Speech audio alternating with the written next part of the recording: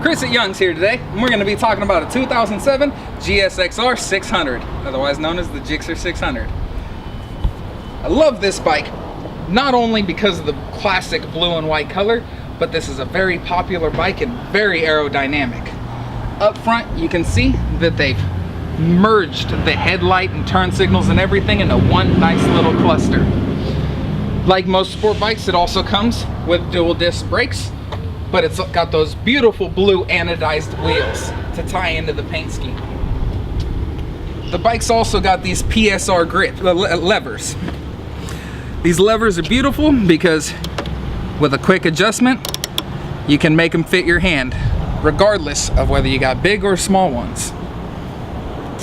One of my favorite upgrades for the sport bike, the canyon cages. These things are beautiful and can take one heck of a beating if you do go down. A lot of times they'll even save a limb. The bike also comes with a Yoshimura exhaust pipe, which has a beautiful tone to it. On the back side, you'll see the fender elimination has already been done, leaving you with a relocated license plate and these specialized bolts that also operate as lights. Let's listen to her run.